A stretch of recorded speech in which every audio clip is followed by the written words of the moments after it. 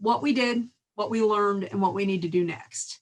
So what we did, and the answer is we pulled off an election in spite of incredibly powerful forces who wanted to stop brown and black voters from participating.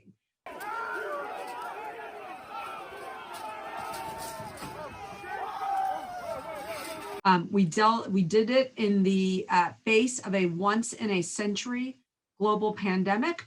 We did it amidst an economic crisis, and we did it amidst politicians at all levels of the government purposely trying to confuse, mislead, and lie to voters.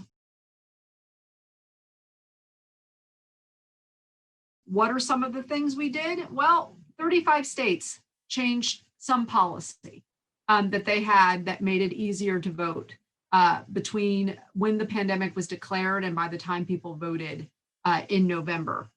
Some of them looked like changing who was eligible to vote by absentee ballot.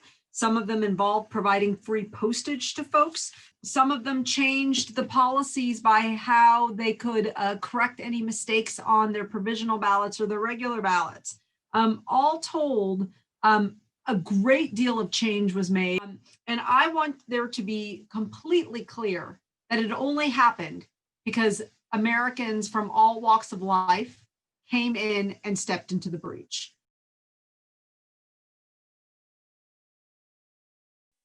So what do we need to do? Well, we need to invest in our elections in a very, very major way. Sometimes the resources is straight up money. Sometimes the resources are having the bodies on the ground that can do the advanced planning, right? That can actually sit there and make the different contingency plans that when you have a pandemic, you pull out like plan A, and when you have like a fire, you pull out plan B. Like that is a resource problem that if we better resourced our elections, we could have the preparedness to be able to deal with it. So folks would not be making this up as we go along. This is our democracy. It's important. We should actually know what happens when we get some bumpy weather. Like we should know what to do. There should be protocols. And it's going to be harder because there are real attacks being put on our election administrators. They are getting confronted at their home. They're getting sent death threats. What's the purpose of storming Congress itself? Because they work for us. We have to make the case every day for a robust and participatory and inclusive democracy. I think if anything has gone wrong, it's because many of us thought that that was so bedrock.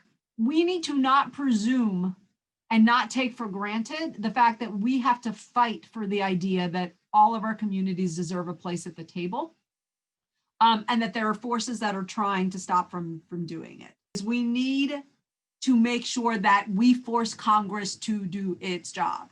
There are two incredibly important pieces of legislation that Congress needs to pass now. One is the Voting Rights Advancement Act, the John Lewis Voting Rights Act. Then there's the what people are calling HR 1, it's For the People Act.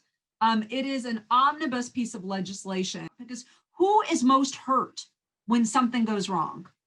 People whose margins are so tight that they can't overcome it. We need to have a stake in our country every day, all the time. That's right. And my worry is that it's going to take something this cataclysmic and this high stakes for people to feel like they need to participate at the levels that they did this year.